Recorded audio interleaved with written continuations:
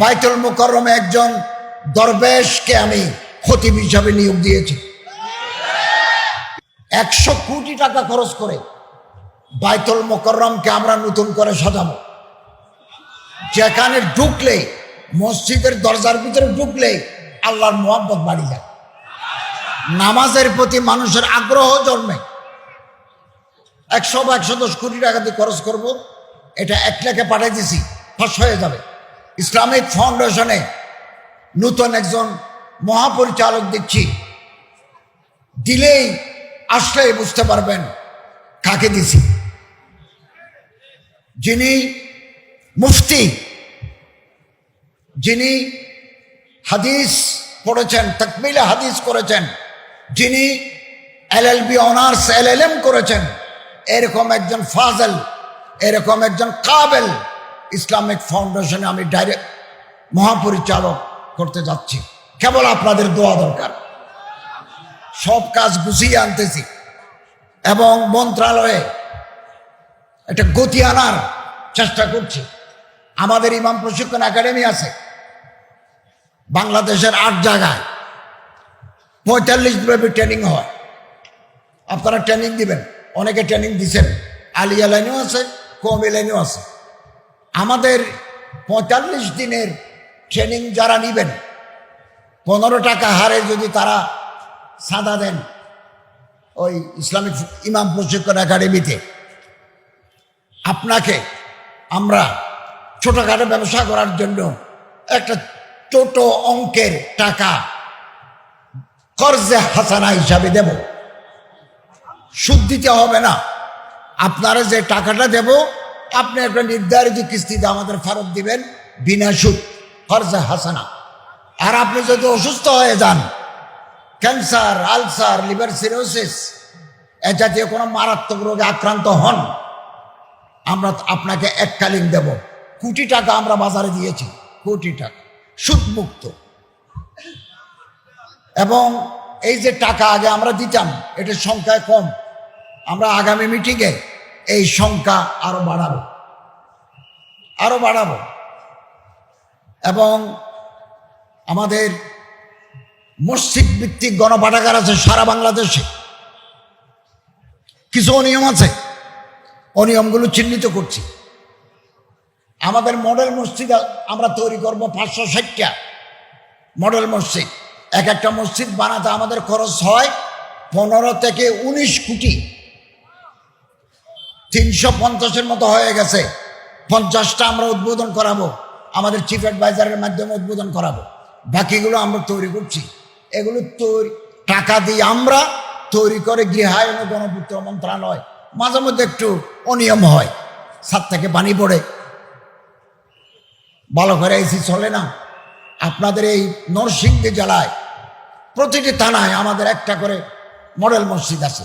কোথাও যদি কোনো ত্রুটি বিচ্ছুতি থাকে আপনারা আমাদের লিখুন, তদন্ত কমিটি গঠন করেছি, টিম এসে এগুলো দেখবেন, যারা দোষী তাদের বিরুদ্ধে ব্যবস্থা নেবেন। এভাবে বিভিন্ন সেক্টরে আমরা কাজ করে যাচ্ছি, বিভিন্ন সেক্টরে। এবং এই প্যাগোডা ভিত্তিক শিশু শিক্ষা, মন্দির ভিত্তিক শিশু শিক্ষা, গির্জা ভিত্তিক শিশু শিক্ষা, এগুলো চলছে। এগুলো সব আমার মন্ত্রণালয়ের অধীনে। আলহামদুলিল্লাহ, যেখানে যেটা করা দরকার আমরা সেখানে করছি। 100 কোটি টাকা খরচ করে বাইতুল মুকাররমকে আমরা নতুন করে সাজাবো, যেখানে ঢুকলে, মসজিদের দরজার ভিতরে ঢুকলে আল্লাহর মোহাব্বত বাড়ি যায়, নামাজের প্রতি মানুষের আগ্রহ জন্মে। 100 বা 110 কোটি টাকা দিয়ে খরচ করব, এটা 1 লাখে পাঠিয়ে দিছি, ফাঁস হয়ে যাবে। চট্টগ্রাম শাহী জামে মসজিদ বিল্ডিংগুলো অকেজো হয়ে যাচ্ছে। কুয়েত আমাদেরকে 100 কোটি টাকা দিয়েছে, 10 কোটি টাকা দিয়ে জানুয়ারি মাসে আমি উদ্বোধন করব। 10 কোটিতে হবে না, বাকি টাকা এদেশের জনগণ দেবে। কাজ করে যাচ্ছে, আপনাদের দোয়া চাই। আমাদের আল্লাহ না করুন, আল-আয়াজ বিল্লাহ, আল্লাহ না করুন, কোনো কারণে যদি গভর্নমেন্ট অন্তর্বর্তীকালীন সরকার ব্যর্থ হয়, এই জাতির উপরে কালো অন্ধকার নেমে আসবে। আমরা রাস্তা দেখতে পাবো না, রাস্তা হারিয়ে যাবে। আলেম ওলামা, পীর মাশায়েখ, জোয়ামা, নোকাফা, ওরাবা, ওরাফা, এগুলো জাতির সম্পদ। এক একজন আলেম সমাজের আলোকবর্তিকা। এক একটা মাদ্রাসা নূরের মরকজ, এলমের মরকজ। আল ইলমু নূরুন, নূরের মরকজ। আমাদের যে কোনো মূল্যের বিনিময়ে এই মাদ্রাসা, এই মসজিদ, এই খানাকা, এই হেফজখানা আমাদের টিকিয়ে রাখতে হবে। পৃথিবীর ইতিহাসে ইন্না নাহনু নাযালনা যিকরা ওয়া ইন্না লাহু লাহাফিজুন, আল্লাহ তাআলা বলেন এই কিতাব আমি নাযিল করেছি, এই কিতাবের হেফাজতকারী স্বয়ং আমি আল্লাহ। সোভিয়েত ইউনিয়নে 70 বছর কোরআনের তালিম দিতে দেয় নাই বলশেভিক আন্দোলনের নেতারা, গর্বাচব, ওনারা দেন নাই। 70 বছর পরে আবার সেন্ট্রাল এশিয়ায়, সোভিয়েত ইউনিয়নের মুসলিম অধ্যুষিত এলাকায় হাদিস কোরআনের তালিম শুরু হয়েছে।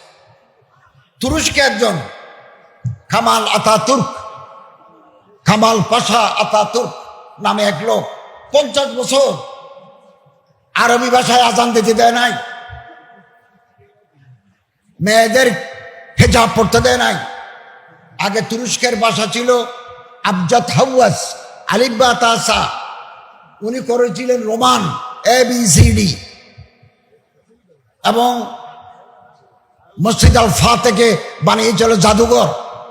আলহামদুলিল্লাহ, ওখানে একজন ভালো শাসক আছেন, এরদোগানের যিনি পীর, উনি শেখ মাহমুদ আফিন্দি, ওনাকে তুরস্কের শেখুল হিন্দ বলা হয়। উনি এসে দেশ আবাদ করে দিয়েছেন। বিপদ আসবে, 50 বছর মানুষকে অপেক্ষা করতে হয়েছে। আবার সেই সোনালী ঐতিহ্য ফিরে আসছে। আমাদের এই বাংলাদেশে বারবার পরিবর্তন হয়, অনেক সময় আমরা বিপদে পড়ি, কথা বলতে পারি না, অনেক প্রবলেম হয়। একথা মনে রাখবেন, এই দিন দিন নয়, আরো দিন আছে। এখন আমরা সারা বাংলাদেশে বলেছি, কোনো মাহফিল করার জন্য পারমিশনের প্রয়োজন নাই। আমাদের গালি দিচ্ছে, আমরা এগুলো শুনছি।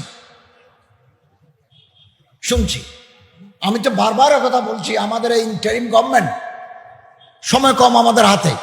আমরা চারিদিকে কিছু সংস্কার সম্পন্ন করে একটা পরিস্থিতি, যদি একটা কর্ডিয়াল কনজেনিয়াল অ্যাটমসফিয়ার যদি আমরা তৈরি করতে পারি as early as possible, আমাদের চিফ অ্যাডভাইজার সাহেব নির্বাচনের তারিখ ঘোষণা করে।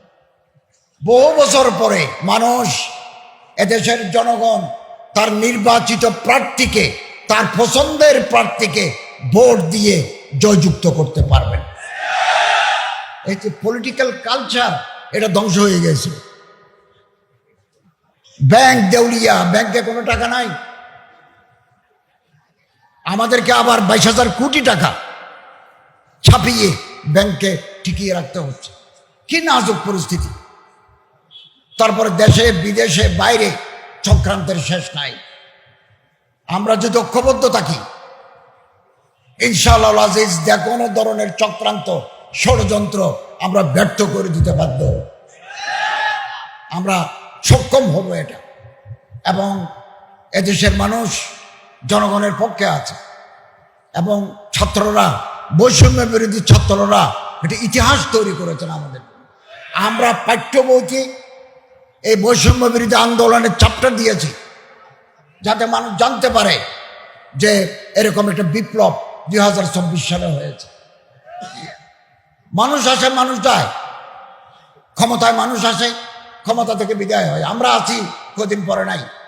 আগে যারা ছিল তারাও নাই, আগামী দিনে যারা আসবেন তারাও কিছুদিন পরে থাকবেন না। কিন্তু দেশের টাকা লুট করে বিদেশে বাড়ি করা কোন দেশপ্রেমিকের কাজ হতে পারে না। বাংলাদেশের কোন আলেম, মূল ধারার কোন আলেম এই দেশের টাকা লুট করে বিদেশে বাড়ি করেছে, সিঙ্গেল ইনস্ট্যান্স নজির নাই।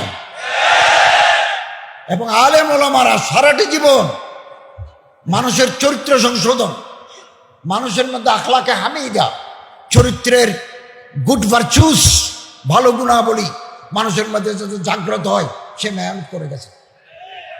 এবং আখলাকে রজিলা, মানুষের চরিত্রের বিরুদ্ধে খারাপ অভ্যাস আছে, এগুলোকে দূর করার জন্য ওনারা মেহনত করে যাচ্ছে। আমি ফাউন্ডেশনের মাধ্যমে আমরা সিলেট, মৌলভীবাজার, সুনামগঞ্জের মতো 8টা জেলায় জীবন হাওড় অঞ্চলে, হাওড় মানে যেখানে পানি আছে, হাওড় অঞ্চলে জীবন মান উন্নয়ন ও জীববৈচিত্র্য সংরক্ষণ আমার একটা প্রকল্প আছে।